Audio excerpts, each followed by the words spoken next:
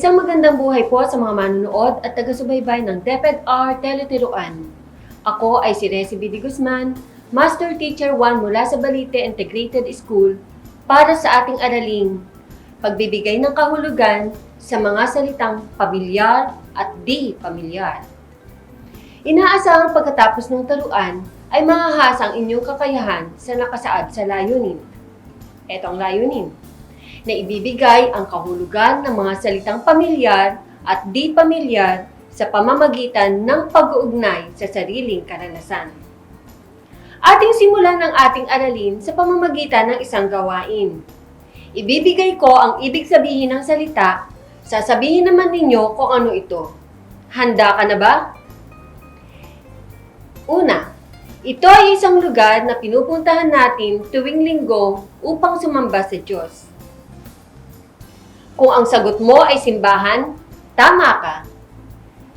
Pangalawa, ito ay isang lugar kung saan tinuturuan ang mga estudyante upang magkaroon ng kaalaman.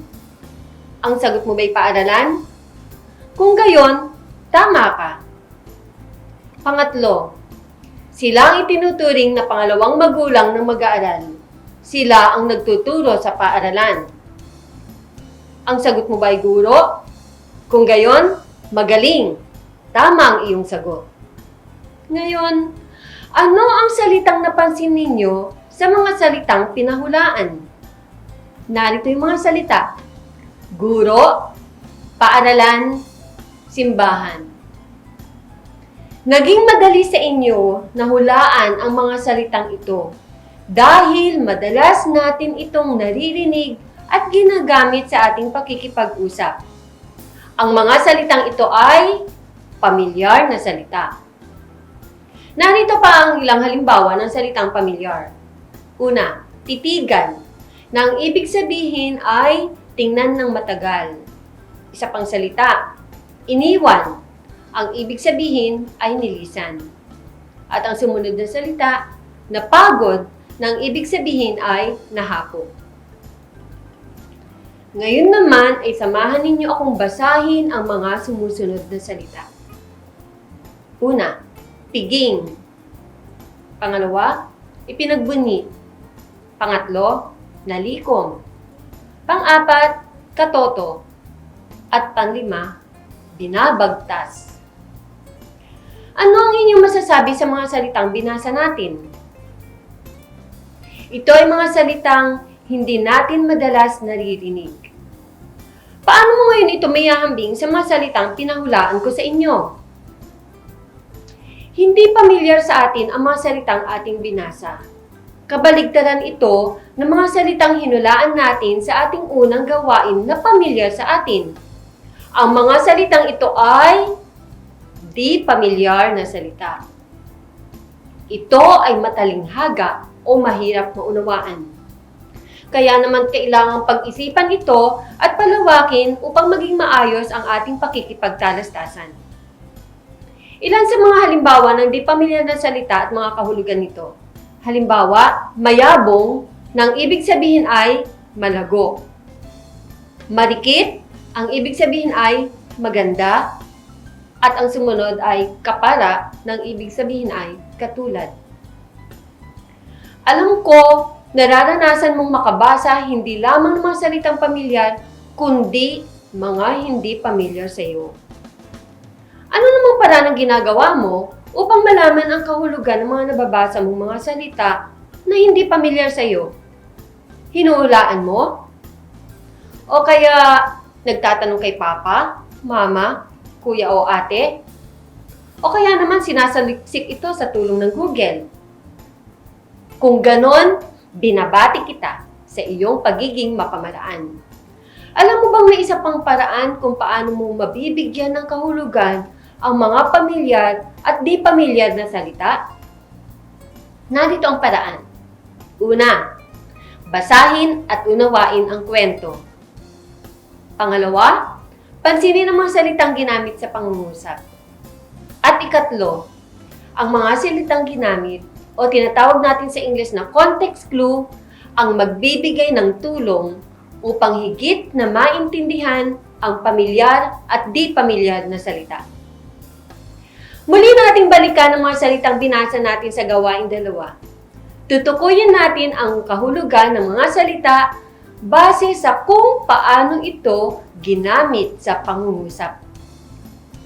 Ang mga salitang ito, muli, piging, ipinagbunyi, nalikom, katoto, binabagtas. Unang salita, piging.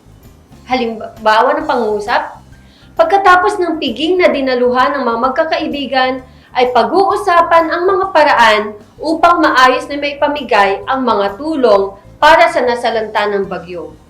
Mula sa pangungusap na ito, ano ang ibig sabihin ng piging? Kung ang sagot mo ay handaan, tama ka.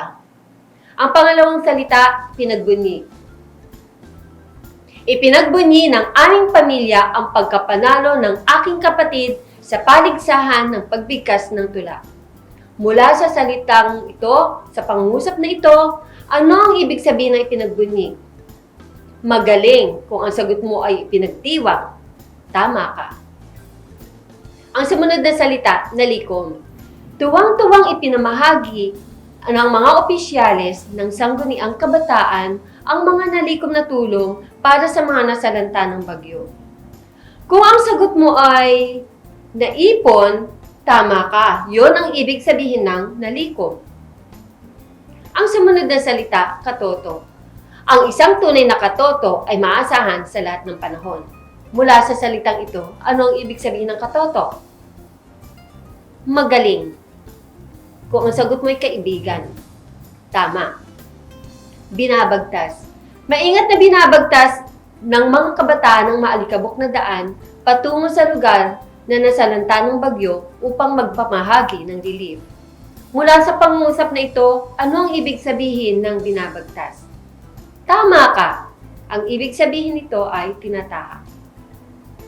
Tandaan, may bibigay natin ang kahulugan ng mga pamilyar na salita at di pamilyar sa kung paano ito ginagamit sa pangungusap.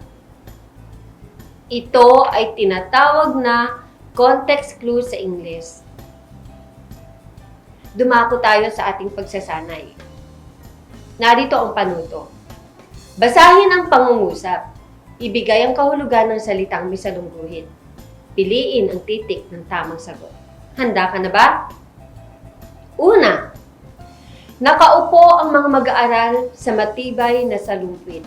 Ang salitang may salungguhit ay salungkwit. A, kama. B, upuan. C, mesa. D, kahoy. Kung ang sagot mo ay B, upuan, tama ka. Pangalawa, marami silang tumugon sa panawagan ng pamahalaan na tulungan ang mga nasalanta ng bagyo. Ang salitang may salungguhit ay tumugon. A, sumaklolo. B, pumunta. C, sumagot. D, tumingin. Kung ang sagot mo ay C, sumagot, magaling, tama ang iyong sagot. Pangatlo, nakalimutan man ni Lina ang isang linya, ipinagpatuloy pa rin niya ang pagbigkas dito. Ang salitang may salungguhit ay nakalimutan. A, nakita. B, nadala. C, nawaglit. D, inalis. Kung ang sagot mo ay letter C, nawaglit, tama ka. Yun ang kahulugan ng salitang nakalimutan. Pang-apat, nagkukumahog na pumasok si Rina sa paaralan dahil mahuhuli na siya. A, nagmamadali. B, naglalakad. C, nagsasalita. D, nagmamakaawa. Kung ang sagot mong kahulugan ng salitang nagkukumahog ay A, nagmamadali, magaling, tama ang iyong sagot. Panlima, naibahagi na sa mga nangangailangan ang lahat ng nalikom na halaga at gamit. Ang salitang may salungguhit ay naibahagi. A, naitago. B, naipamigay. C, naitapon. D, nabilang. Ang sagot mo ba ay B. Naipamigay? Kung gayon, tama ang iyong sagot. Magaling! Naibigay mo na ang kahulugan ng mga pamilyar at di pamilyar na salita base sa kung paano ito ginamit sa pangungusap. Dahil dito, binabati kita. Nakasisiguro ako na kayang-kaya mo nang tukuyin ang kahulugan ng iba pang mga pamilyar na salita at di pamilyar na salita. Naway natuto at nasiyahan kayo sa araling ating tinalakay. Maraming salamat sa inyong pagsubaybay at patuloy na panunood dito sa DepEdR Teleturuan. Muli, ako si Reci B. de Guzman, Daluguro isa mula sa Balite Integrated School. Paalam po sa inyong lahat.